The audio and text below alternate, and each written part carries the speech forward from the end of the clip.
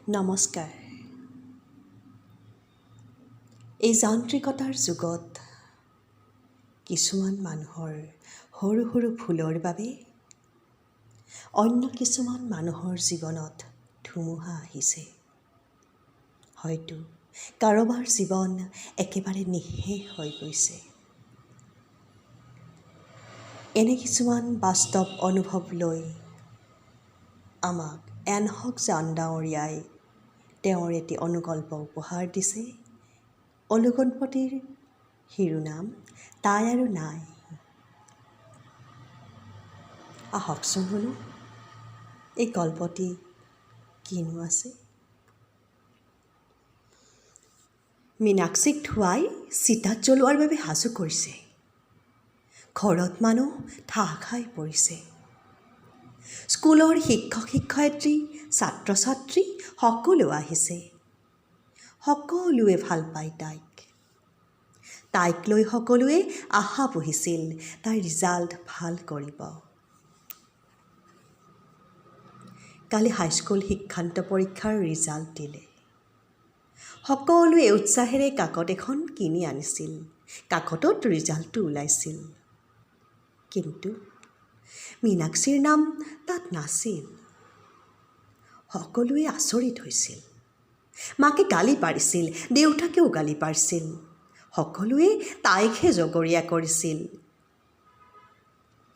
অসফলতাৰ যন্ত্ৰণা আৰু অপবাদৰ গ্লানি সহিব নোৱাৰি তাই গলত ৰছী লগাই আত্মহত্যা কৰিলে।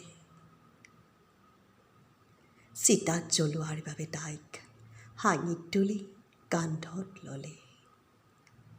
তেতিয়াই প্ৰেছৰ গাড়ী পদূলিমুখত আহি ৰৈ গ'ল।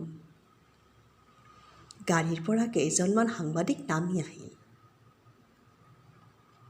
এজন সাংবাদিকে সুধিলে, ইয়াত মীনাক্ষী কোন? সকলোৱে সাংবাদিকৰ ফালে চালে। মীনাক্ষীৰ দেউতাকে ক'লে, তাই আৰু নাই। তাই পৰীক্ষাত অসফল হোৱাৰ যন্ত্ৰণাত আত্মহত্যা কৰিলে। আন এজন সাংবাদিকে ক'লে, এইটো কেনেকৈ সম্ভৱ? তাই অসমৰ ভিতৰত তৃতীয় হৈছে। আমি তাইৰ সাক্ষাৎকাৰ ল'বলৈ আহিছোঁ। সকলোৱে আচৰিত হ'ল আৰু ক'লে, কি কৈছে আপুনি? সাংবাদিকে লগত অনা কাকতবোৰ খুলি দেখুৱালে। হয়, তাই তৃতীয় স্থান পাইছে। দেউতাকে দৌৰি ঘৰৰ ভিতৰলৈ গ'ল। কালিৰ কাকতখন উলিয়াই আনিলে। নাই, সেইখনত তাইৰ নাম নাই।